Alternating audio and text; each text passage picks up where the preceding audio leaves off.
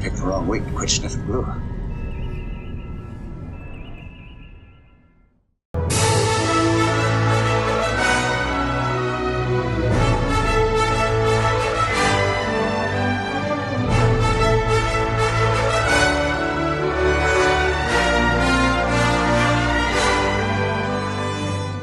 Morning, everybody. Welcome to week 3 on the Nell. This will be painting week. It's going to be an interesting one. Hopefully, not too interesting for me. I'm going to be out of commission on Thursday, and I don't know about Friday. So we're going to see how much we can get done in the 3 days that we've got.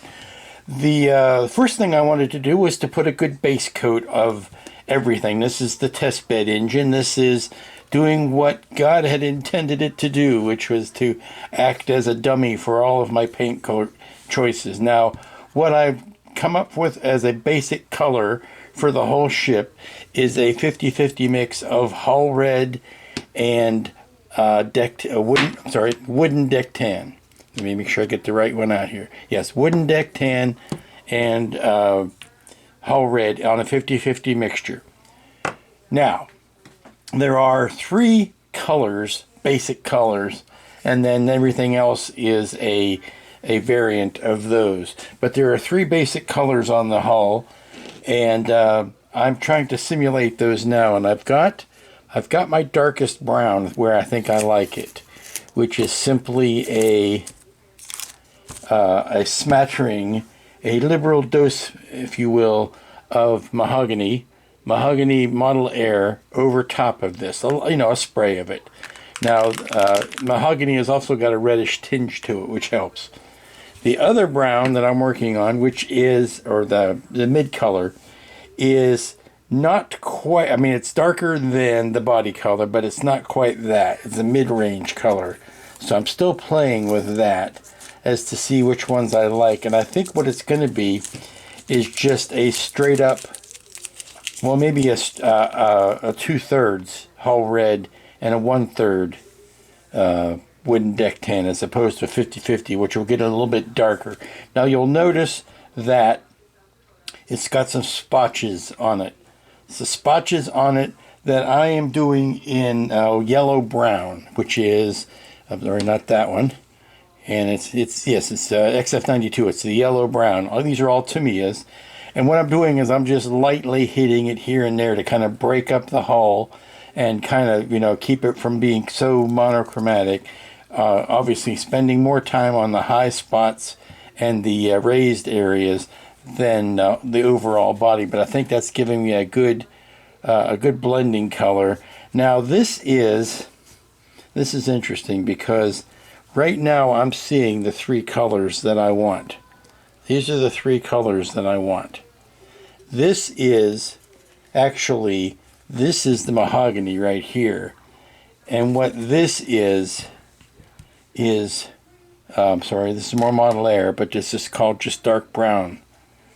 And what I'm thinking is, I've got plenty of that, because there's not a lot of that that's needed. The darkest areas, there's just a few of those. And I think I may have enough of the mahogany, although it's worth checking to get more. I'm making up a shopping list so that I can go to the hobby shop and pick up some, because I have to go further. My old hobby shop is closed, and I have to go further now to get it. So I have to make sure I've got everything written down as to what I want to get. But those are my 3 colors, and I'm quite happy with those. And like I said, everything else is going to be a variant of that, whether it's a shade or a tint of it.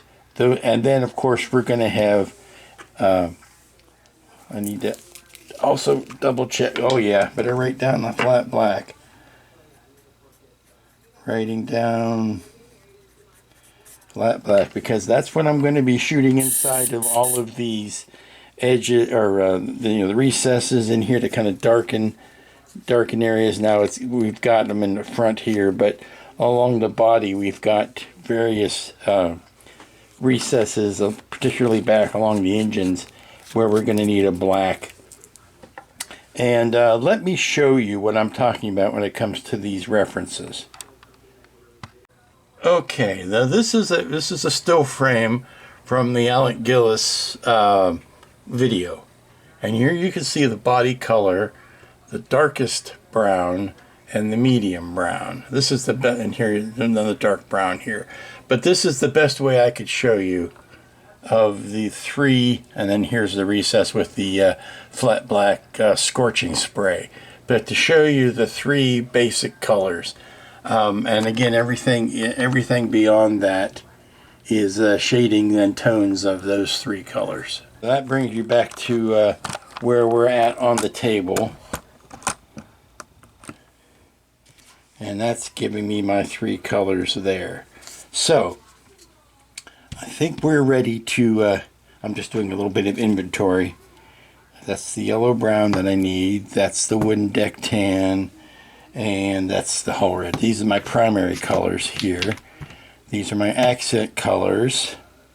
And then there will be, you know, always an opportunity to go lighter with some panels here or there. And for that, I'm keeping some buff and some deck tan available. Well, maybe not the buff. The dark yellow, I don't want to get too much into yellows because I don't think that's that side of the spectrum is what we should be doing. But I think I've got enough intel here to get some to get my shopping list ready and to get on with it. So let's do it. I have returned from the hobby shop. I've got a bag full of paint here that I need to condense and mix and all of those things. Let's get these guys out of the way because there are some that I have bought in addition, and then there are some I bought as replacement. Now I got three each of the hull red and the wooden deck tan. And what I'm going to do is, so I keep my original bottles, yeah, there's the wooden deck, so that I keep my original bottles clean, is I'm going to, well, first I'm going to condense some of these things because I have bottles where I have half and half. But what I want to do is make up an entire bottle or entire jar, maybe even two, that is nothing but the new mixed color, because I want to mix it all now. If I mix it all now and I get one steady mix of a color, then I'm not worrying about trying to match that later on down the road should I run short of anything. I don't mind having extra, but if I have to replace or go over something even down the road, if I find that I am I've run out of paint after I started painting, then I want to be able to go back to that jar without having to remix it, because you might not get the same ratios. So, because I have a tendency to do a lot of these things by eye and not scientifically at all, not with measurements and numbers and things like that.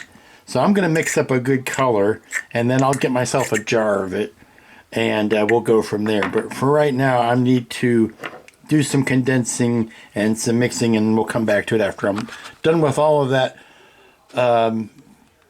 alchemy stuff. I've got my 2 jars of mixture done. Now, one of them might be half a hair lighter than the other, but I think they're close enough that everything else can be worked out. So what we've got is 2 jars of Nell paint.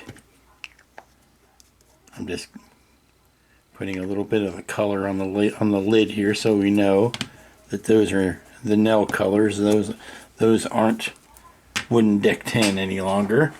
And the next thing I need to do is to set up, we can move all of these guys off of the table because we're not using these for anything right now. I might want to leave that one out, but the rest of these can be moved. What I need to do is open up an area in front of my window so that I can put the exhaust fan in and start cleaning up that area, because so much of this paint that's going to be flying around, I need to be able to exhaust it to the outside. It's about 45 degrees outside. No, that doesn't mean everything's tilted. It means temperature-wise it's 45 degrees. And I'm going to have the fan expelling to the outdoors. Here is my painting setup. Outside window, pay no attention to the dirt. It's a dirty window. Got the exhaust fans blowing out. I have got my mix in the brush. I am verifying 3 things. I am verifying that the fans are drawing the exhaust outside. I am verifying that the airbrush is working, and I'm verifying that the color that I've mixed is virtually undiscernible from the color that is on here. So yay on all of those. I will now go get the victim and put her on the table, and we will get with the painting. Well, we're 1 bottle down. We've got the first of the 2 bottles of paint used up, and fortunately it was the smaller. It was the smaller of the 2 bottles, so got plenty left over. We've got a base coat over all of this now, and I hope you'll see the reason why I put the brown underneath it. The brown underneath this gives you a nice buttery undertone, a little bit honey butter undertone, for all the areas that I didn't quite hit with this. And it didn't have to work as hard. I didn't have to put as much on as if I would have painted this all white, or the light gray sealer primer. If I had been spraying this same color over the sealer primer, it would have looked like a piece of bubble gum. It would have looked way too pink. So that brown served its purpose as being a good undercoat, plus it gave me a good sealing of all of the primer that's underneath it. We're going to let this sit under the exhaust fan for about another 20 minutes. It's already dry, but I mean, we're just going to let the rest of the room air out. Now, I didn't get near the cloud of paint you would expect because I was painting right in front of the fan. But we're going to let this go, and I think the last thing to do on it today, and it's something I will have to take it outside for, is to put maybe a satin coat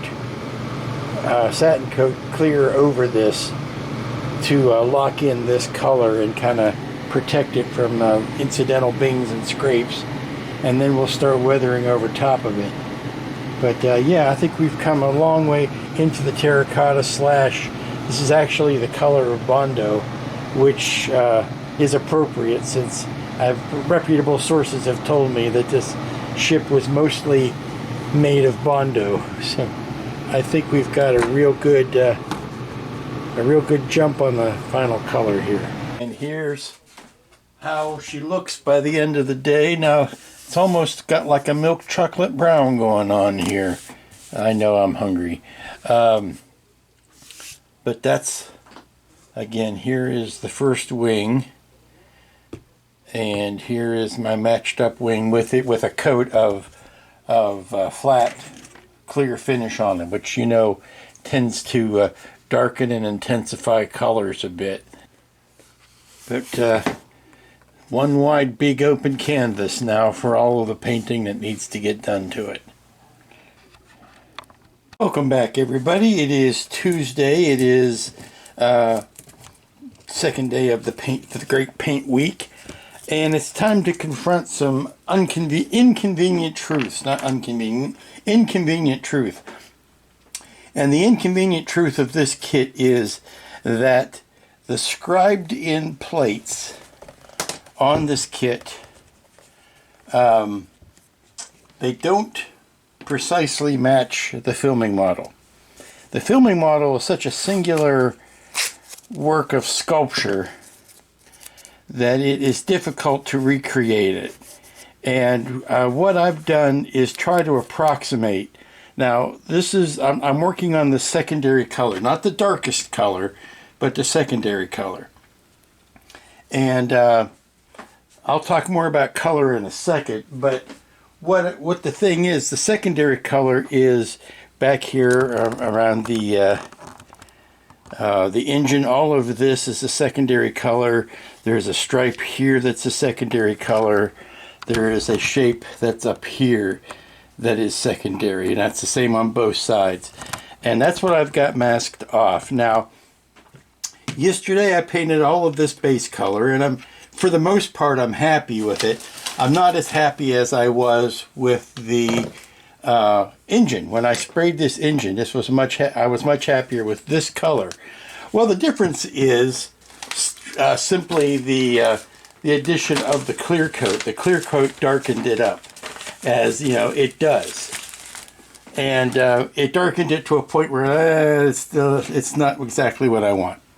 It's got this almost milk chocolatey reddish brown to it, but it's a wee bit dark.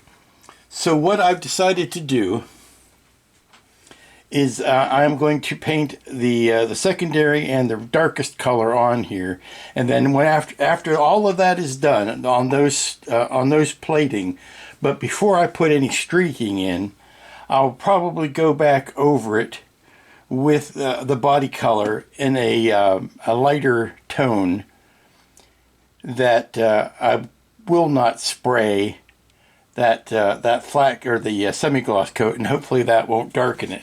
I was playing around yesterday, spraying the base coat back over top of something, and I like that. I like it. It's coming back up to the color that I want.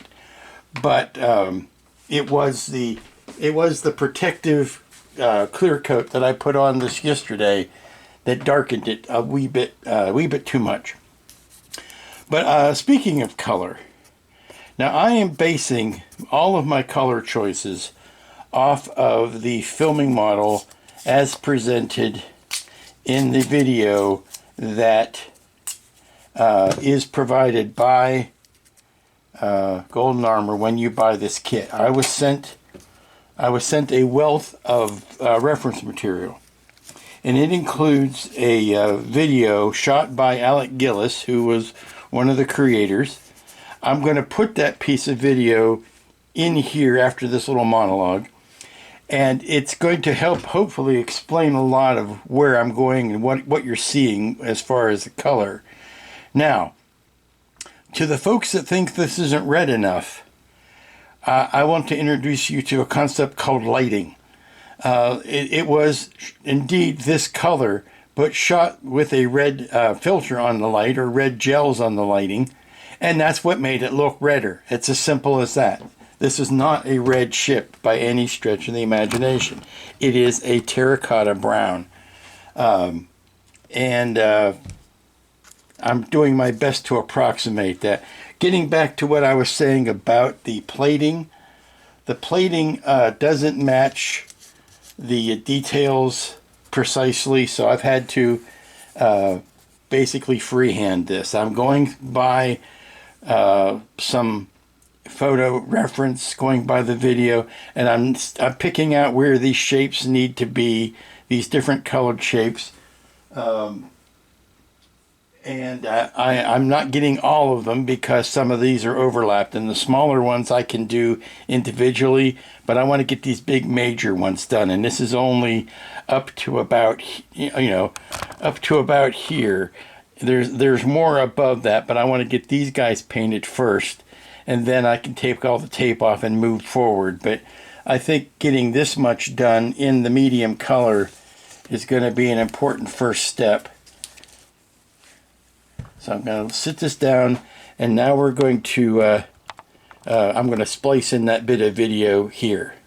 The little garter belt and the hips, and well, we don't need to talk about that. But here you see the full figure of her. But it's a very cool design, and it's very James Cameron-y, don't you agree?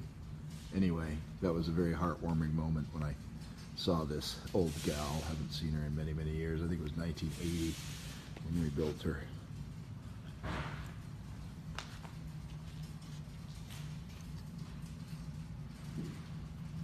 Well, having seen that video again, I recognized that I forgot to make this little detail change in here, where we have a notch cut out of the top, and then we have also this this semicircle raised because we've got a lot of detail going on up here. So now I think we've got our final shapes and we're ready to mix our paint. And for that, I was going to use a simple mahogany Model Air. We're going to start with this one. And I was going to spray that lightly over that to see what our darkness is going to end up looking like. Okay, going back to the stills from that video, this is what area I was talking about. This little bit here I forgot to cut in. The ship kind of goes straight across like that, and I need to cut in that area and make these dark brown scorpion tails, for lack of a better term.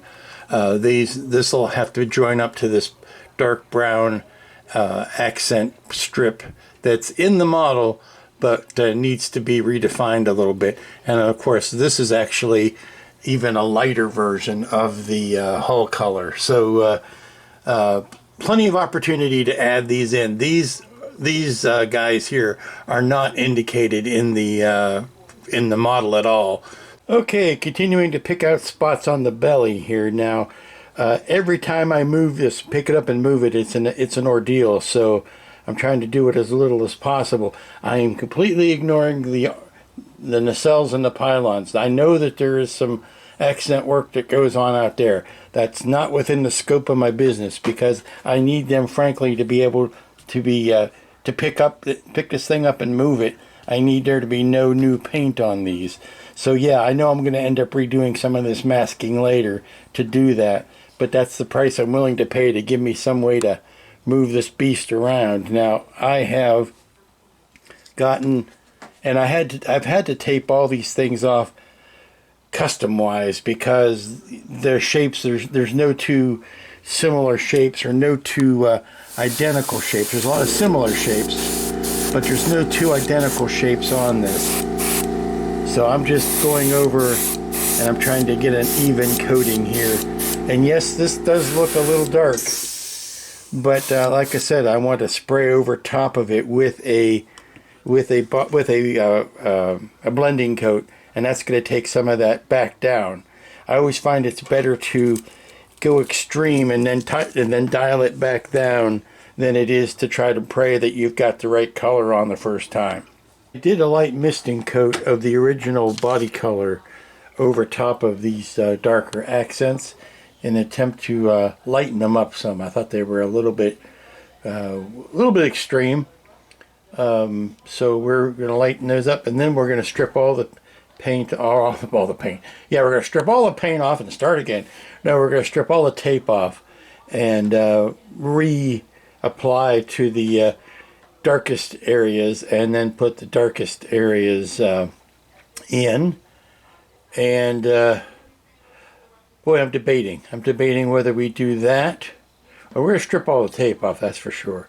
But I think we should maybe go to the secondary color on the front, and then after that's done, we can go to the darkest color, because the darkest color, there's very little of that. It's mostly back in here, and there's one big shape there.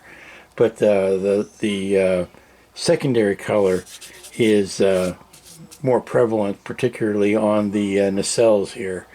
So we can do that and have the rest of the ship to be using as gripper space. Well, the tape was certainly more impressive than the result. I thought I was going to see wonderful things. No, it's there.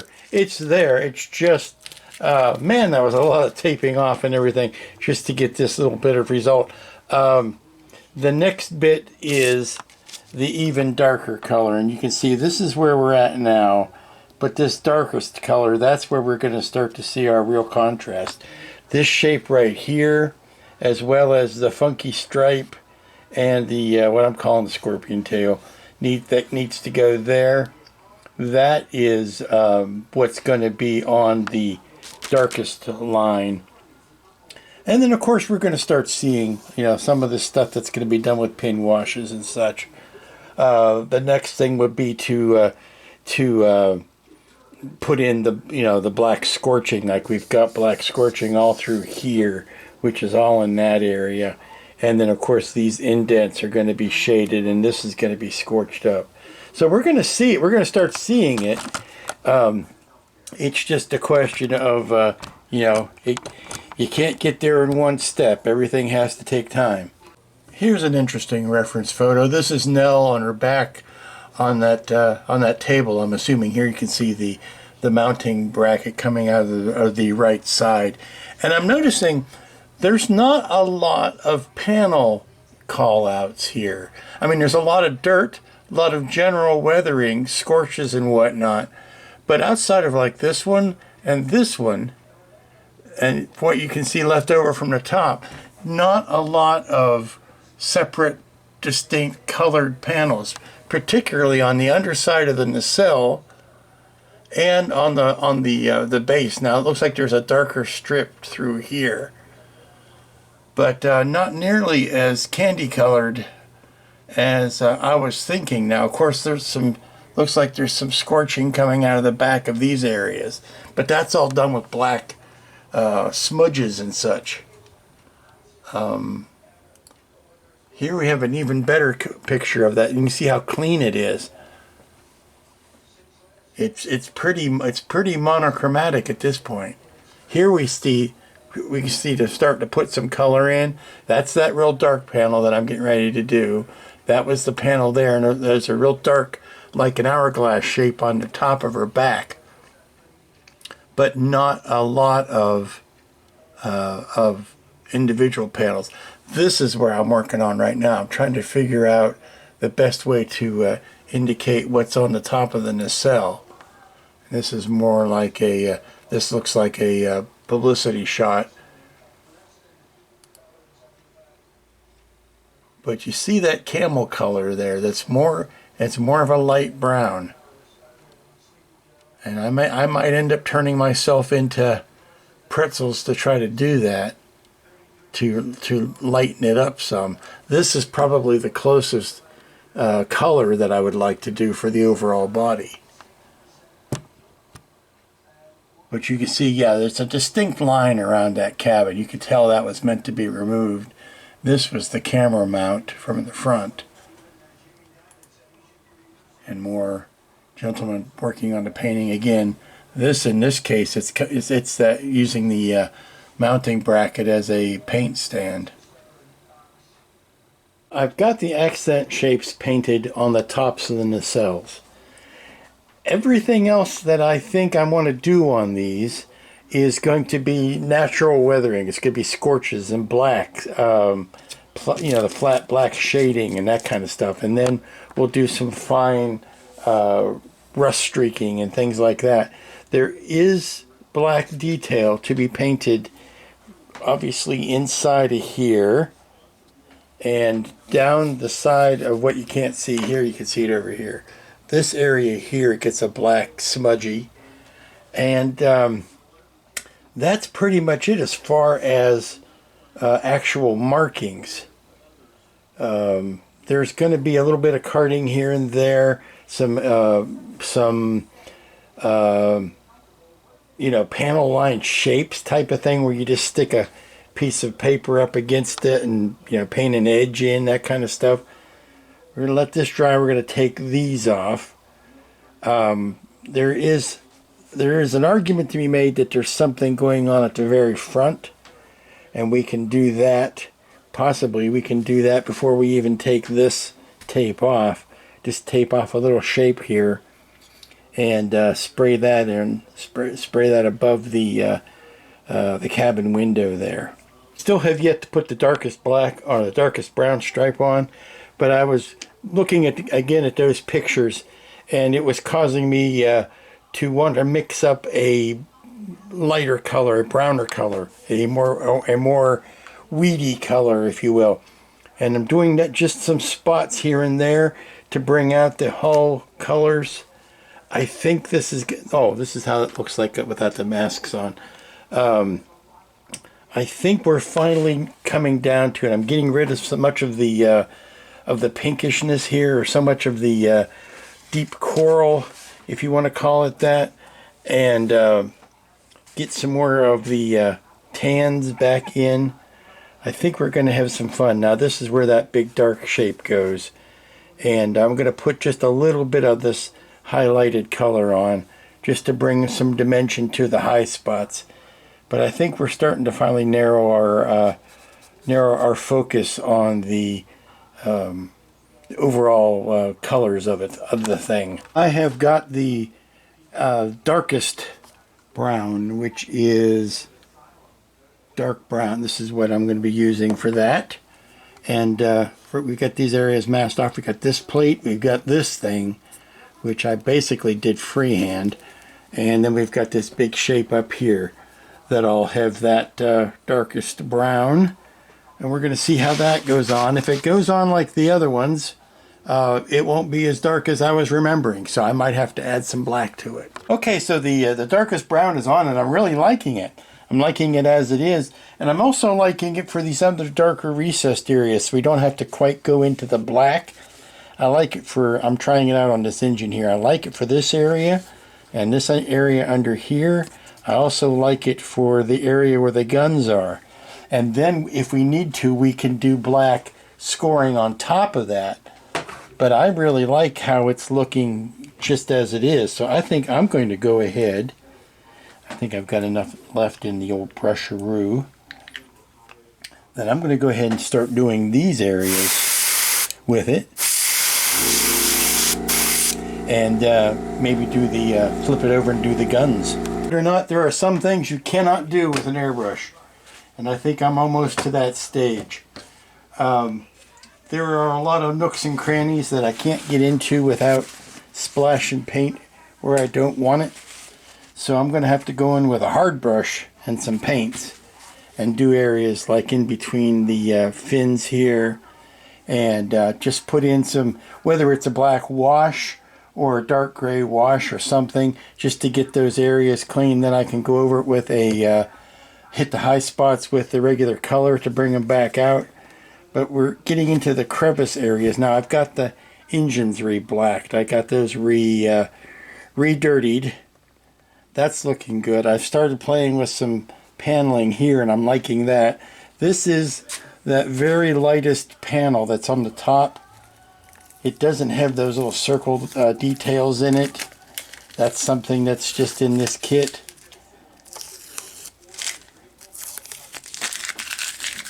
But I'm liking that. Might have to settle that up a little bit. That's as much of a bright as some of the rest of these are dark, and happiness lies somewhere in between, I think. Yeah, I may have to touch those back up with some actual paint. But yeah, it's getting there. It's just turning into a nice little patchwork quilt of niceness. It's one of those things where I have to stop working, turn around and come back and take a look at it and see what I like. Now see, this is what I'm talking about when it comes to using the hand brush. I've got to get in behind there with a big old meaty brush and paint some black and maybe brownish, just fill that area in, then I can highlight over top of it or dry brush over top of it. Same thing that's going to happen up in here. I couldn't quite spray around where I wanted to get, so I'm going to do a pass of sloppy crevice painting. Ooh, that sounded dirty. Morning everybody, how you doing? It's Wednesday. We're back at it on the Nell, and I think we need to get another coat of clear on this, because I have put, sorry, I'm doing a bit of spot of cleanup here. I put so much paint on this since the last time you saw it that I need to equalize everything with a clear coat. Really, the only thing I'm left to do is the black smudging. There's a lot of black smudging on this, notably up in here, some areas down on there, some shadows and some shading that needs to get done, and that's all done with plain old flat black. Everything that every reference that I've seen has shown that as basically flat black.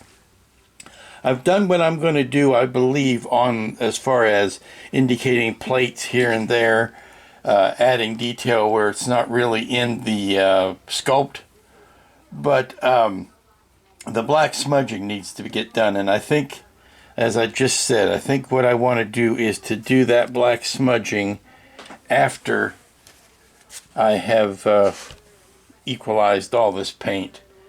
I just noticed there was a spot right in here that's not balanced to what I did on the other side. A lot of this is issues with symmetry. It is something that I did on one nacelle, or I did in one part of the hull that I didn't do on the other, and I'm just catching myself up with it.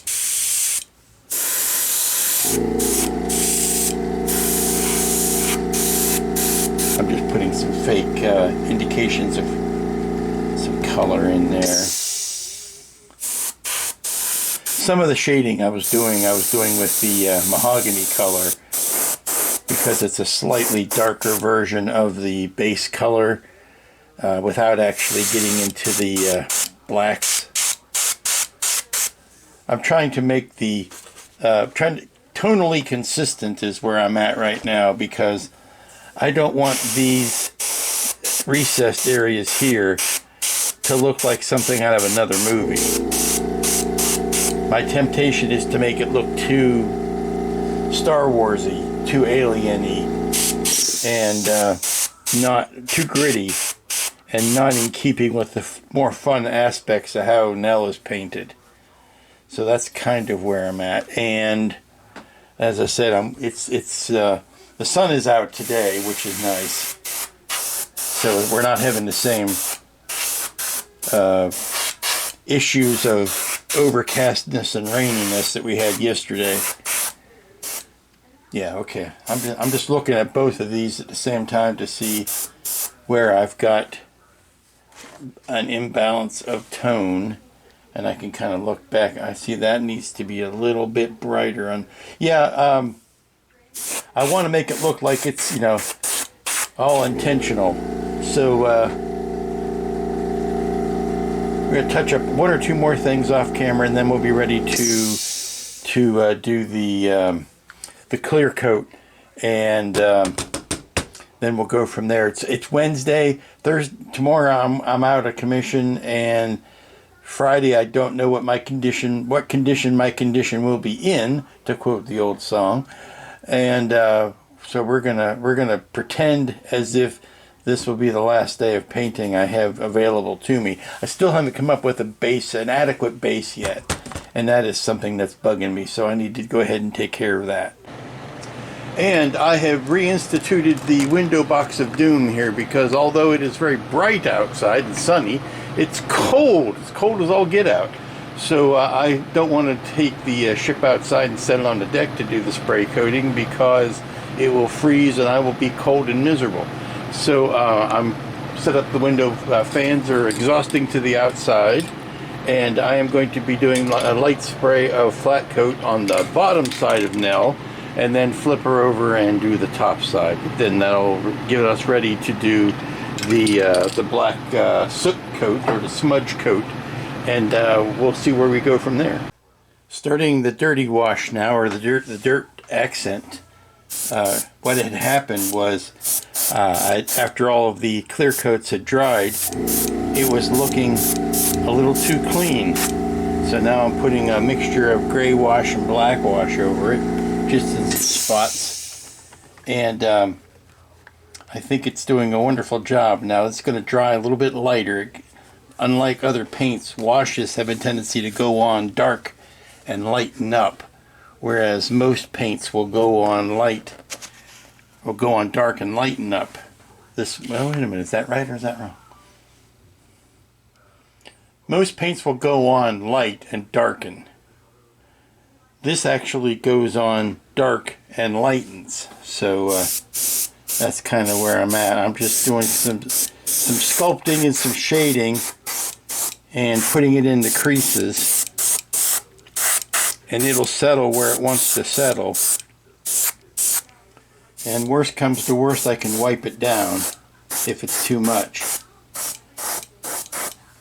But I'm just evening it up a bit.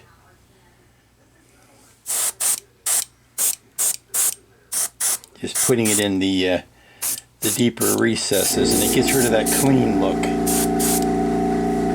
It also flows a little better than if I'm just trying to do black. If I'm just trying to put on a black smudge coat, it either comes out too thick or it streaks.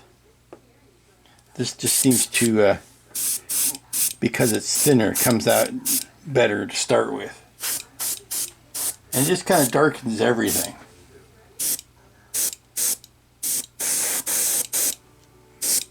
Ooh, that's too much. That was too much. That we can take back off.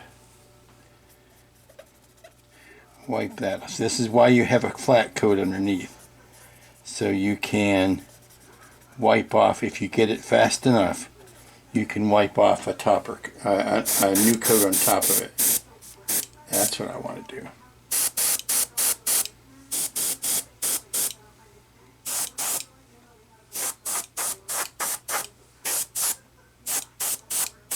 Now this is the leading edge of the ship. It should get the majority of the scrapage.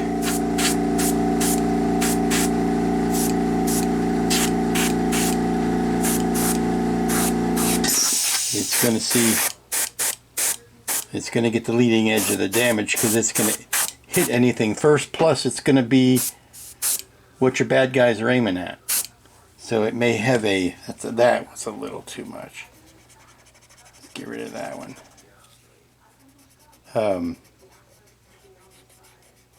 See, I was talking instead of paying attention.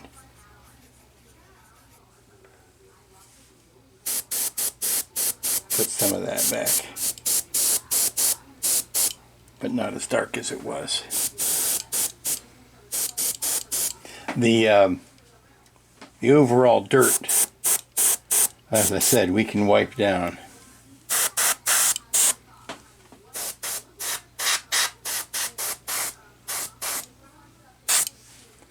There.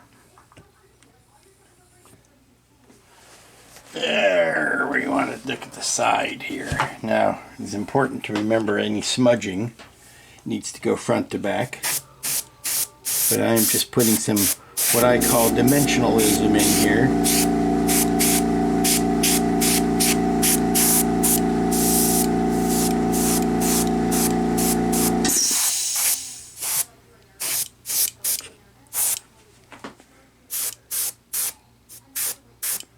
This does not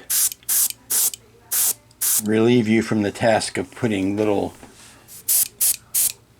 dot smudges in. See here, I'm trying to simulate something that would have hit it from the front and bounced against the hull.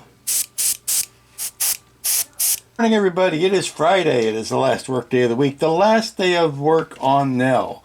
I am kind of sad to say because I'm really enjoying this build. It is the weather roller coaster has taken another dip today, so it is rainy, cold. We might even get a wintry mix today. Who knows? It's the last work day on now, and because the weather has gone so cruddy, I'm not going to be able to work on the stand or the base that I was going to do, because that was going to involve, you know, heavy machinery and working outside, both of which are off the table for today. So we're gonna finish up painting now, and then we're gonna call it done. And at some future point, I'll show you the base that I've come up with for her. It's no great shakes. It's just something to keep her off the table, and a little bit of felt to keep the paint from scuffing on the bottom. But I was looking at Nell the other day. I took yesterday off from work, from doing any work on this. And I'll explain later why that happened. But I took a day away from it, came back and took a look at it, and I thought it was too dark. I'm happy with the overall color of it, but I thought it was too dark. And that was no bueno. So I was scratching my head and trying to think of what a way to brighten the whole thing up without fundamentally changing the color of it. If I had just put a lighter version of that, mixed up a lighter version of that paint, which I have, and done that over the body, it would have made it look pinker. And what it needs to look more like is sand. More. I don't want to say yellow, because I don't want to put any yellows into this. Straight up yellows. So I was looking around at what I had, and I'm trying to think of what can I mix that would bring it back up. So luckily I pulled out the spare engine again, And I used it as my test bed, and I said, okay, if I had to come up with something that I would spray over everything to just brighten everything up, what would that thing be? I've come up with a light mix of a sand. This is the Mecha Color Sand Yellow. Yeah, it says yellow in the title, but don't let that fool you. It is a little bit on the warm side of sand, but it is not like an ochre. It's not a heavy or a harsh yellow. So I think I've come up with something. Now, I don't know if I've got enough to do the whole ship, which is the problem. And I might end up mixing it with a little bit of a off-white to brighten it up some. And I don't by any means plan on plastering the whole ship with it. I just want to bring up some plates here and there and some tones and some high spots. Kind of like what I did right in here. Not over the whole ship. We still have plenty of shadows and shading. But just over the high spots, I might want to go in like this area here and just indicate a lighter color on a higher plane. And because I only have a little bit of this, I don't want to go and paint too much, but I want to show you kind of what I'm thinking. Now, I'm barely using any pressure, and I am just hitting some high spots with it. But I think it's already bringing up some tones here that I might want to go just like that on it. Just to bring up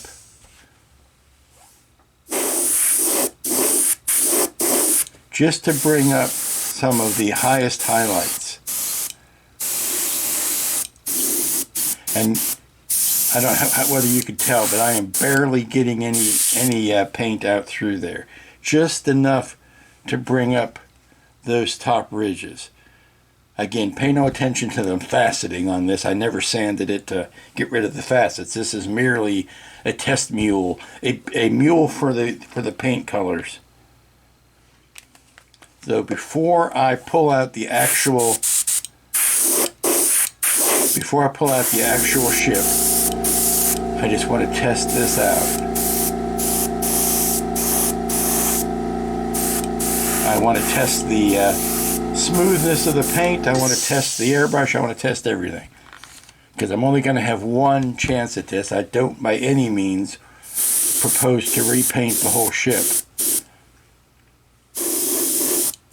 But I also think it's helping to bring out some of the organicness of it by just putting that color on the highest ridges. I like that. I really do.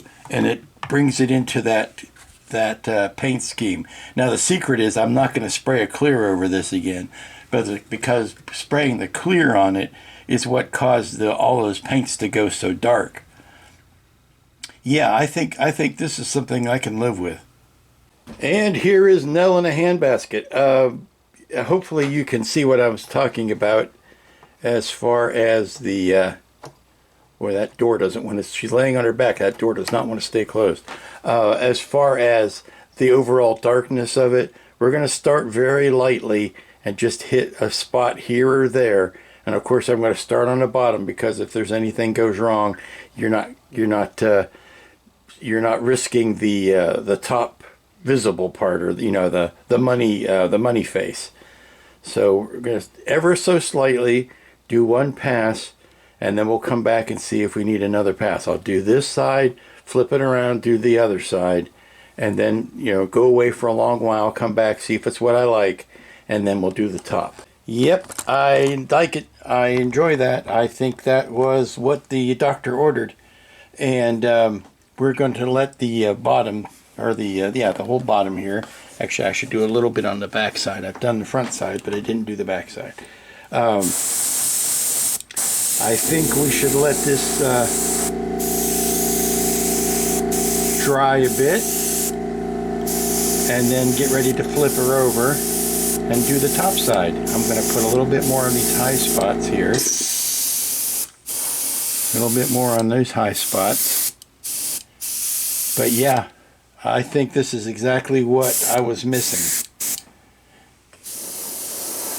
Tricky part with a ship this big is making sure that you're doing it evenly and you haven't forgotten anything. particularly since, you know, the nacelles are similar. Do you think to yourself, did I do this one or did I not? So I'm just making it subtle enough that it's hard to tell. There. Okay, we're going to let that sit, and then we're going to flip her over and do the, put some foam under this, and flip her over and do the top side. Yes, 100 times yes, this is what I was hoping for.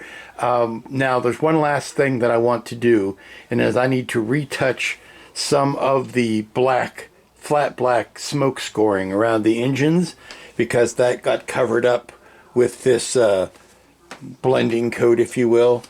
I just saw some spots there that I might want to get rid of. That got covered up, and I want to rescore that. Plus, it also gives me the flatness that I was looking for.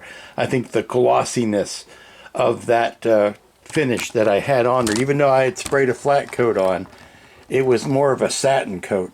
And I think getting rid of that went a long way to making me happier with what's going on here. I just need to see if I can take a light sanding sponge to some of these spots that were spatters from the airbrush of that creamy color. Get rid of some of those. Okay, let's get the flat black, the Tamiya flat black, the flat black of champions. Shake it up good, because all the good flatness is sitting at the bottom of the jar. And we're going to just do a little bit of respraying here, perhaps a little bit up here on the back of the engines up front, and maybe a little on the fronts of the nacelles. But that's really where I want to be concentrating some of this back here. So let me get the camera out of the way and get the spraying, and then that will be it. That will be the end of it. I had a little bit of time left today, and I got as much done on the stand as I think I can do today. This is basically the base. It's the basic base. And I've got a couple of cleats glued down here. I need to put the clamp on them. What I wanted to do was take a little bit of epoxy sculpt and maybe put it some here in the center here, so that it would kind of key into the underside of the Nell, and now I could sit it down on there, and then I would put felt over top of this, but I would have that contour because it's a little higher in the center, and it would kind of lock in that way. I don't think I'm going to be able to get that done today. Of course, then these cleats would be painted black, and I would finish staining the. This was just a cut off piece of a shelf, and I could stain that to match, or paint it black around the edge. But and I probably would make some sort of chamfered edge on here again if I had the tools out, which I don't. So that's where it's going to sit. We'll go ahead and put some temporary paper towel over it, at least to soften the wood, so that we don't get any. Well, that's not good. That's got adhesive on it. Let's throw that out. We're going to rip off a piece of there so we can. There, we will keep the paint from scratching, and I'll go get the Nell and set it back on here, and we'll be ready for some last looks until we can get the base finished. Let me. There we go. Just put those down. And here is the Nell. Now I've got it precariously on the turntable here so that we can wing it all the way around. Now I'll have to lower the camera here so we can see into the cabin. And I've got the canopy, or the canopy on that doesn't have any glass in it right now, so that you can see into it. But there's the lit ball, and there's the cabin with Nell. You can see a little bit of color change going on there.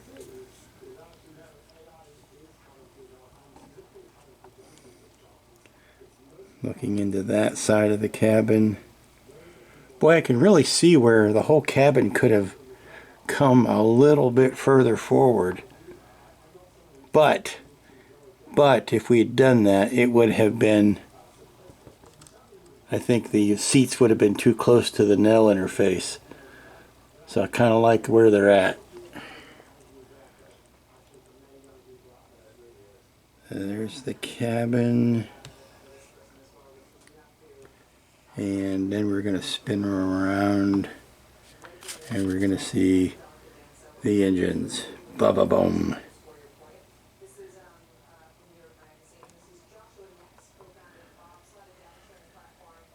And of course the battery hatch right here.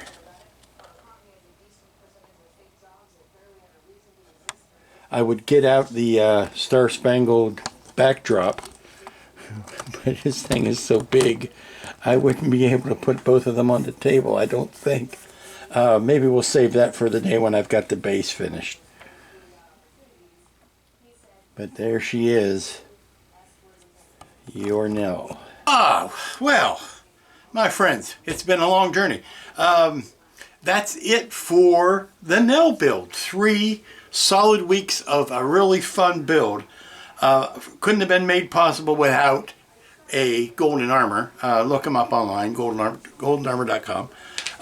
Also, Sean Homer over 8K Miniatures. Sean went above and beyond in the printing of this thing and in sending me those extra parts that were a lifesaver. Thank you, Sean. Thank you, thank you.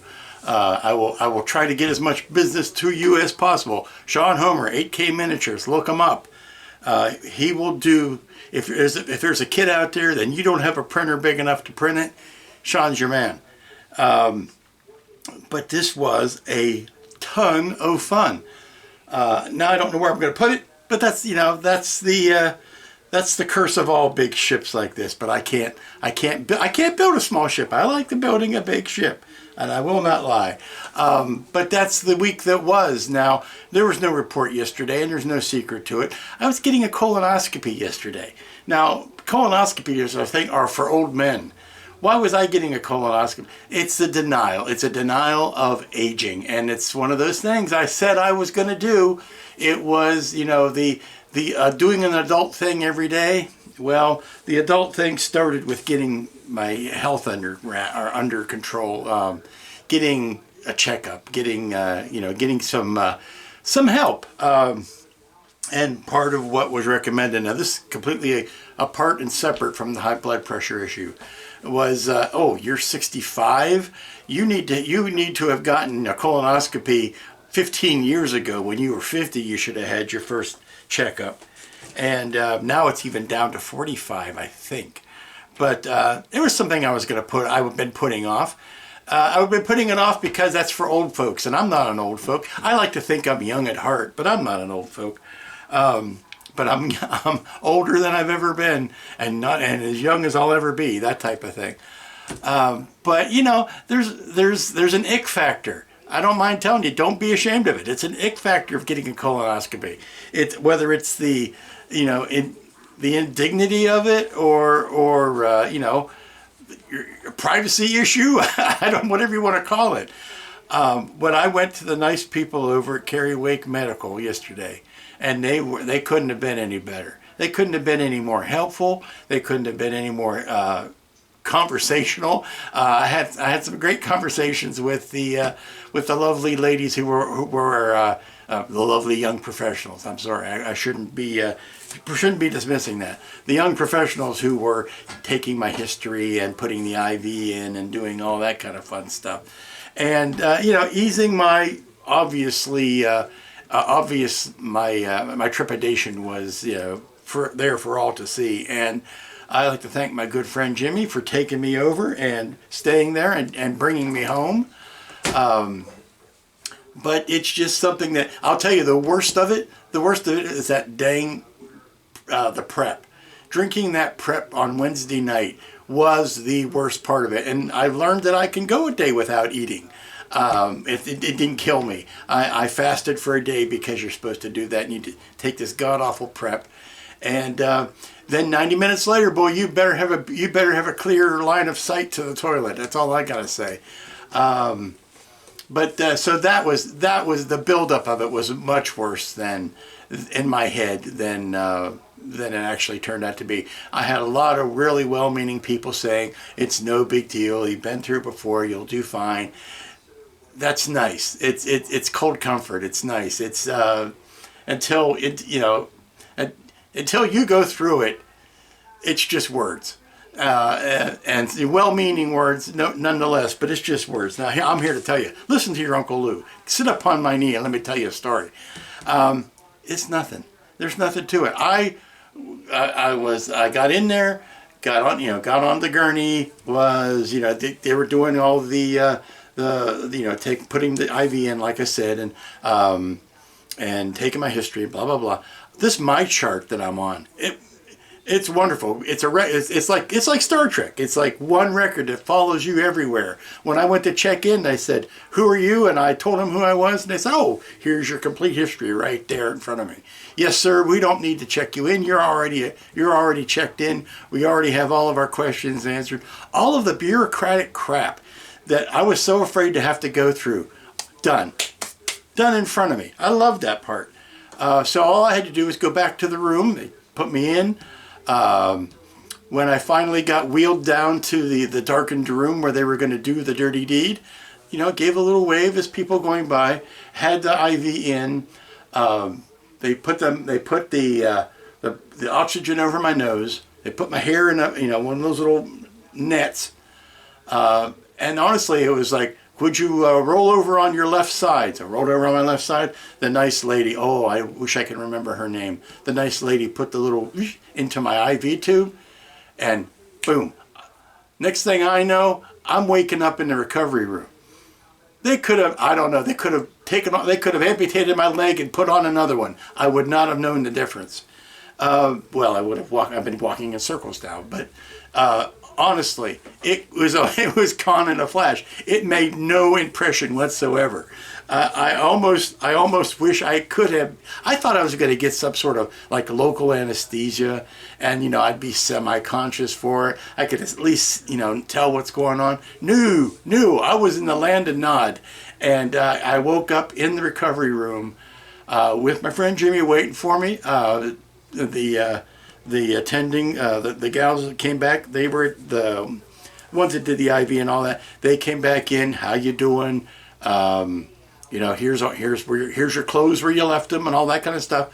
And I got a clean bill of health, thank the Lord. I had a polyp. They lassoed it, took it away, got the biopsy on it this morning, and again, no big deal. I'm clear for 5 years. Yay! I don't have to go back for 5 years. Nurse called me today, called today to say, how you doing? Following up. Was there anything wrong? And it wasn't one of these, how did we do? Please rate us and like us on Instagram. No, it was genuine, okay, you were here yesterday. How do you feel today?